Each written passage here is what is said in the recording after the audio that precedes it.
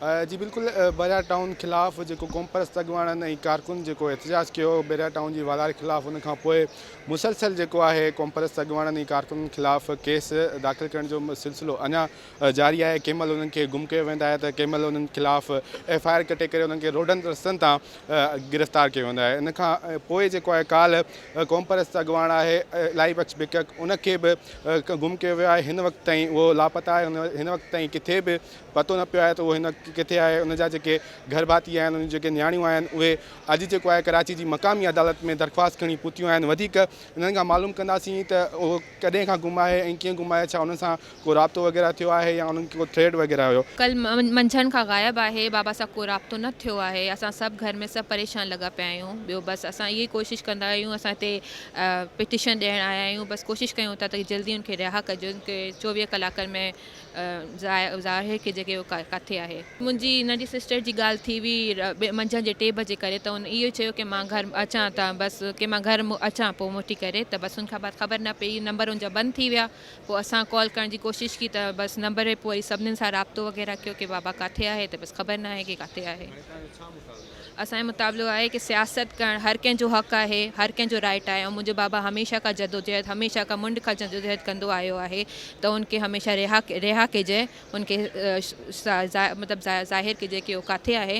बसि इहा ई आहे कि सेफ साइड बाबा अची वञे ख़ैर जो, बसि इहा ई आहे। पोइ मंझंदि जो 3 बजे थी हुई, पर तंहिंखां पोइ बाबा सां को बि कॉन्टेक्ट न थियो। उनजा फ़ोन ई बंदि लॻा पिया आहिनि। असां ॾाढो कॉन्टेक्ट करण जी कोशिशि कई हुई, बट को बि रिस्पॉन्स असांखे न मिलियो आहे। 8 खां 10 हज़ार माण्हू नामालूम ॾेखारिया आहिनि।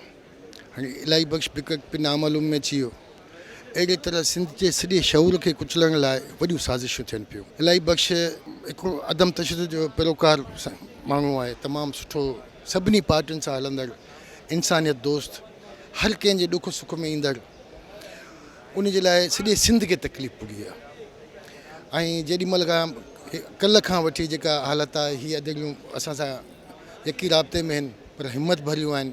हिन खे पंहिंजो बाबा हिमत ॾेई वियो आहे, अला कंदो इहा हिमत क़ाइमु रहंदियूं। असांजी धीअरूं आहिनि बि। असांखे अदालत ई पुछियो त हे रोज़ु भला हिकिड़े ॾींहं ते 120 आया, ॿिए ॾींहं ते 30 आया आहिनि, वरी केतिरा माण्हू आख़िर छा थींदो? मां चयो सर थींदो ईअं जो आख़िर में जॾहिं माण्हू खुटंदनि त पोइ असांखे बि ॿधी ईंदा। सो इहा अंधेर हले पई ऐं अहिड़े वे में सॼे सिंध जे शऊर खे कुचलनि पिया। अॼु अदालत में हिते सिटी कोर्ट में त काई दरख़्वास्त कोन खणी आया आहियूं। असां पंहिंजूं दरख़्वास्तूं ठारायूं मिसिंग जे हवाले सां। असां पिटिशन दायर कंदासीं माना सूमर जे ॾींहं ताईं। हिन वक़्त ताईं पहिरियों जेको स्टेज हूंदो आहे, हे न्याणियूं अदड़ियूं माना सभिनी SSP कंसर्न थाणो गुलबार थाणो आहे, उन ॾे IG DIG चीफ जस्टिस वग़ैरह खे अपील करणु आयूं आहिनि त माना असांजे बाबा खे जी रिकवरी कई वञे। ख़बर न आहे त हू हिन केस में दाख़िल कनि, अलाए कहिड़ा बम धमाका हणनि, कहिड़ा बि टेररिज़म जा केस हणी सघनि था, कुझु बि थी सघे थो। उन्हनि जी लाइफ इन डेंजर आहे। छो त जेसिताईं ज़ाहिर न कयो वेंदो तेसिताईं माना असांखे का ख़बर न आहे त उहो मिसिंग पर्सन, हिन वक़्तु उहो मिसिंग पर्सन थी वियो न। छो त इलीगल कस्टडी हुजे, जेकॾहिं का बि गिरफ़्तारी हिननि कल्ह कई आहे ऐं शो कुझु ॾींहंनि खां पोइ था कनि, त एतिरा ॾींहं त इलीगल कस्टडी थी वई न। जी बिल्कुलु, अवां जेको आहे इलाही बख़्श बिकट जी न्याणियुनि जूं ॻाल्हियूं ॿुधियूं हूंदियूं। उन्हनि जो चवणु आहे त कल्ह खां वठी असां सख़्तु परेशान आहियूं। मुख़्तलिफ़ थाणनि जा चकर बि लॻाया आहिनि, पर उते थाणनि वारा असांखां जेके दरख़्वास्तूं आहिनि उहे बि वठण लाइ तयारु न आहिनि। उन्हनि खां अलावा जेको वकील आहे मोहम्मद ख़ान शेख, उनजो चवणु आहे त असां मिक्सिंग पर्सन जे हवाले सां सिंध हाई कोर्ट में दरख़्वास्त दाख़िल कराईंदासीं। उन्हनि जो मुतालबो आहे त जल्द खां जल्द इलाही बख़्श बिकट खे जेको आहे उहो बाज़ियाब करायो वञे। कैमरामैन इरफान सांगी सां गॾु अयाज़ ब्रोही, टाइम न्यूज़, कराची।